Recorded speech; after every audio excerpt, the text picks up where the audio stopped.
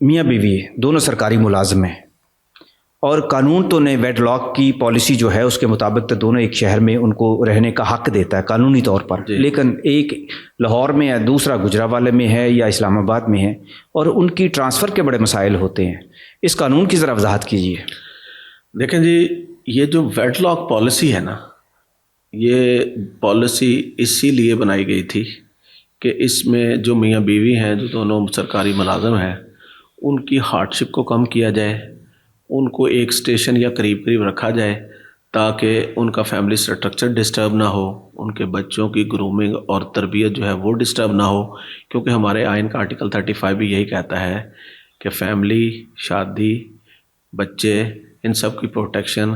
کی ذمہ داری ریاست کی ہے۔ تو لہٰذا ریاست پہ پھر لازم ہے کہ دونوں میاں بیوی جو ہیں ان کو ایک اسٹیشن پہ رکھ کے جو ہے ویڈ لاک پالیسی کے تحت ان کو کیا کرنا چاہیے کیا میاں جائے۔ بیوی کو؟ تو یہ پالیسی 1998 کی ہے، تو اس میں بھی سپریم کورٹ کی ایک لیٹسٹ ججمنٹ ہے، میں آپ کو بتاتا ہوں، CPLA نمبر تھی اس میں 4701/2024، مبشر اقبال بنام سیکٹری ہیلتھ وغیرہ۔ اس میں یہ عبدالحکیم کا کیس تھا۔ تو اس میں کیا تھا کہ دونوں میاں بیوی تھے، وہ ادھر تعینات تھے۔ خاوند جو تھا وہ ایک محکمے میں اسسٹنٹ ہیلتھ انسپیکٹر تھا، اور جو بیوی تھی وہ گورنمنٹ اسکول ٹیچر تھی۔ اچھا، اب وہ اس کی جو ہے ٹرانسفر کر دی گئی بہاول پور میں، تو وہاں پہ وہ اس نے اپنے محکمے کو کہا کہ جی مجھے ویڈ لاک پالیسی جو ہے وہ اس کے تحت بینیفٹ دیا جائے، یہ میرا رائٹ ہے۔ اور دوسرا اس نے یہ بھی کہا کہ میں اور میری بیوی مریض ہیں، ڈائبیٹک پیشنٹ ہیں،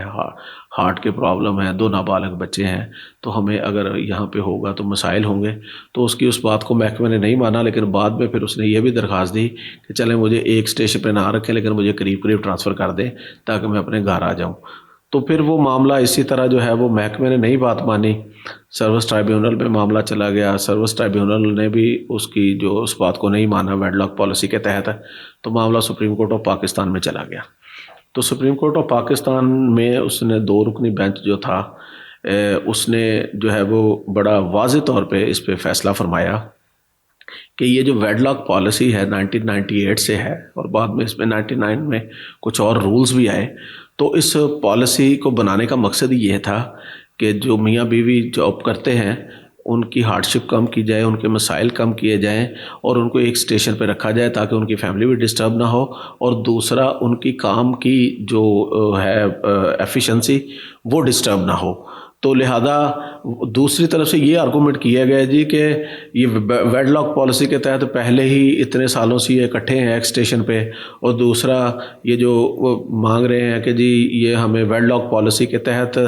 دیں، یہ ڈسکریشن ہے، تو یہ کوئی جو ہے وہ محکمے کی مرضی ہے، ان کو 7 سال سے یہ سہولت دی ہوئی ہے۔ تو لہذا تیسری بات یہ ہے کہ انہوں نے اس ٹرانسفر کو جوائن نہیں کیا، بلکہ یہ آج تک جوائن نہیں کیا، ان کو پہلے جوائننگ دینی چاہیے تھی۔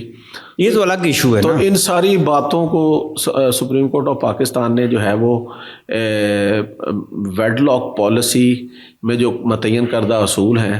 تو اس پر عمل کرنے کا کہا، اس پہ عمل کرنے کا کہا۔ اور اچھا، اس میں ایک اور بھی تو ایشو ہے نا، اگر یہ دونوں سرکاری ملازم نہ ہوں، ایک سرکاری ملازم ہو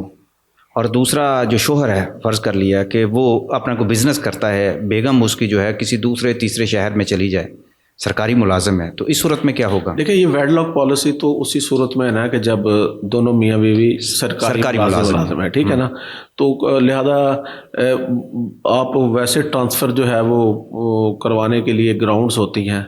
بہت ساری ہوتی ہیں، لیکن عدالت نے اس ویڈ لاک پالیسی میں ایک تو ان کی میڈیکل گراؤنڈ جو ہے وہ اس کو کنسیڈرڈ فرمایا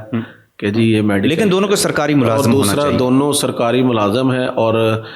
ویڈ لاک پالیسی کا جو اصول ہے اس کے تحت یہ فرمایا کہ یہ ان کا رائٹ ہے۔ تو لہذا عدالت نے اس کا جو ٹرانسفر کرنے کا جو نوٹیفیکیشن تھا اس کو سیٹ اسائڈ کر کے وہیں پہ جو ہے وہ تعینات ہونے کے احکامات صادر فرمائے۔ جی بہت بہت شکریہ جناب۔